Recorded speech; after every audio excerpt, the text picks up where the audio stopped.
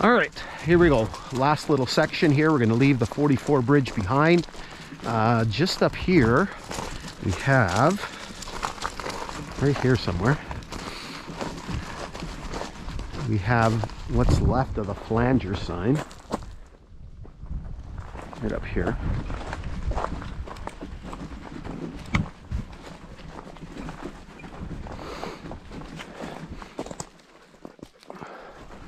Where is it? It's hiding on me. It's just a little stub. There it is. So there's the stub of the flanger sign. Okay, so let's finish her off here.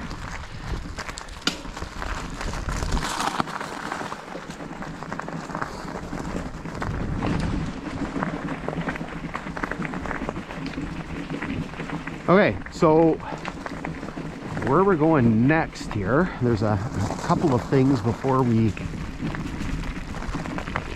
get to our destination. Actually, one right at our destination as well. So here's where things start to open up a little bit. Here you get into that sandy soil. So as I mentioned, there basically was, while they were building the railway, they were digging ballast, and I'm going to show you a little document here where they talk about the digging of the ballast.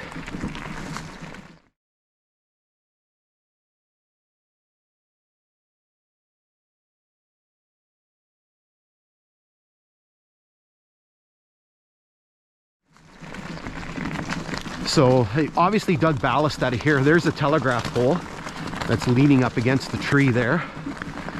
So here we would have had a switch, and in the last segment I talked about the derailment that happened at the bridge. So you'll actually, in that video, you'll actually see some footage of this spur that was here, and this, what I think was probably originally a ballast pit. Okay, so this is just south of the bridge. I call it the Kinghorn ballast pit. No known date, possibly when the line was constructed. It is shown on a circa 1960 CN map. So it's shown on here on the profile map, so I'll show that to you. And it doesn't appear on timetables in 1974 as a 2,898 foot through spur used by the Abitibi Paper Company. Between 1978 and 1980, the spur wasn't used, but it reappeared in 1981 and shortened and listed as Spur KI-21. Disappears again in 85, but reappears between 1986 and 1988. So let's have a little bit of a look at this ballast pit here.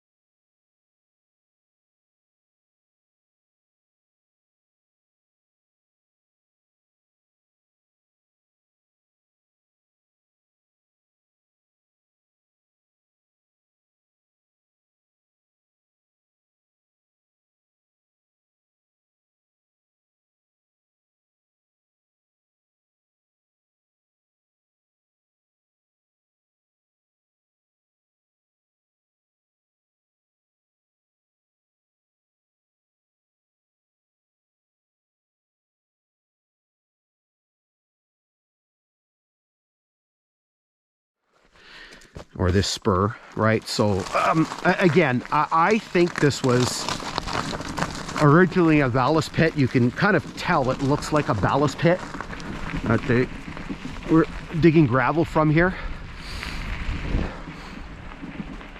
right? So you can see this very, so much easier to ride on this.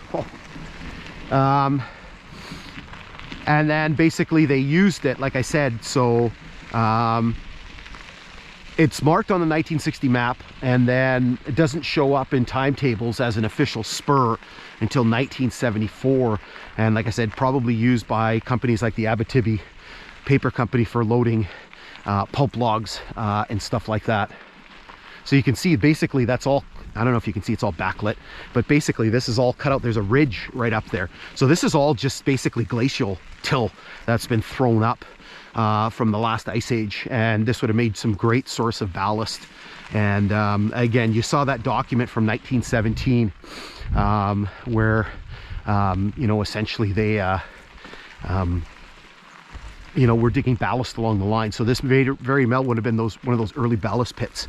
And there were a lot of these ballast pits, oops, almost wiped out there, along the line. All right, so let's get back onto the main line here. And let's finish off this hike. What time is it? Oh my God, it's 12:37. I'm so slow today. All right, so again, there's the ballast pit there. Sun wants to try to poke out here. Again, here you can see where they've dug.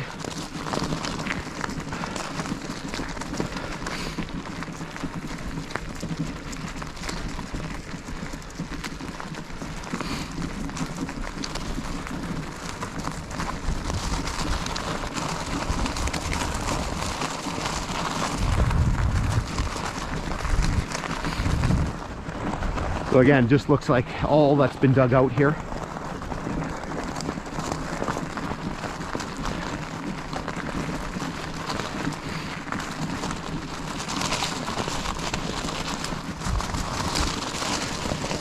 Ballast is bad through here. And even here, you can see it looks like it's been dug out.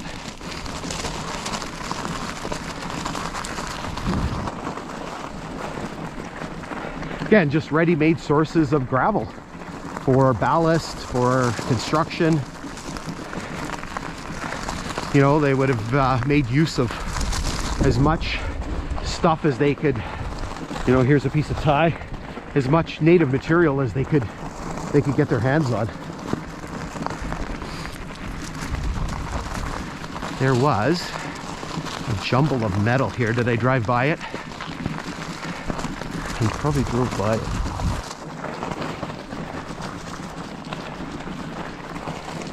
Oh my God, the ballast is brutal through here.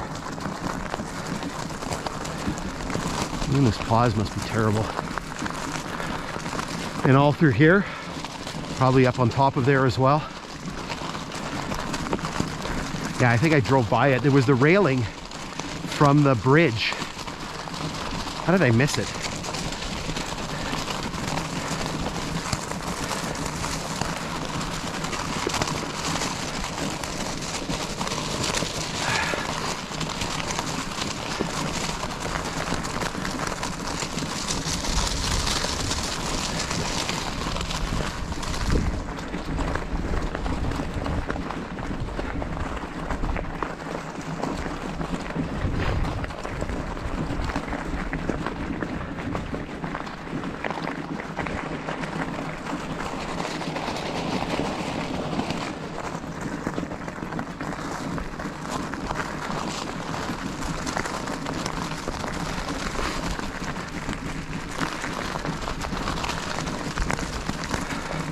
So here, we're getting at the end of our hike. Couple of things. There's Kinghorn Road up there. So first of all, I thought this was the Milepost 45 marker, but likely this is the, that's the stub from the flanger sign right there. So, speaking of Kinghorn Road and the Milepost 45 marker, so before we get there, basically this was actually a stop for a while. Let me grab my papers here, which is the right paper. So right here at this western end of the ballast pit, so the spur would have come out over here, there was a stop. So Milepost 45. It was known as the Sturgeon River Crossing. It was in use from 1936 till 1955. So obviously kind of busy. So what was basically here, so this was a flag stop right here at Milepost 45, right where Kinghorn Road is here. And so basically this road goes up into what is called the Sturgeon River country. So again, remember the river we crossed, people call it the Sturgeon, but its real name is the Namewaminikan River. So basically it goes up in that area. So this was sort of a jump off point for people to go up into that area. And there is a lot of gold and things like that that you can find in this area. Just going to look over here because there's a piece of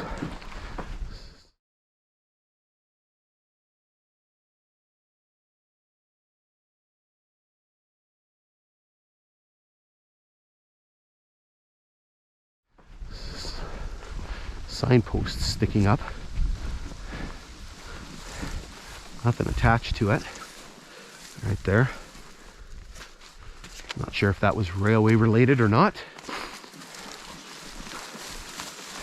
So again, just a flag stop, no station or anything like that. And again, just people kind of coming and going, getting off on the railway line. So again, this is Kinghorn Road, and then the grade continues this way for another 4.7 miles, because we know exactly Jellicoe is at 49.7. So it goes 4.7 miles all the way to Jellicoe, which is the next stop on the line. So hopefully you enjoyed today's adventure. It was very long. It took us way longer than I thought it would. 12:43. We've been going for 4 hours. Lots of stuff that we saw, and hopefully you'll tune into all the videos. So anyway, thanks for tuning in. We'll be back just as soon as we can with more adventures. So in the meantime, stay safe.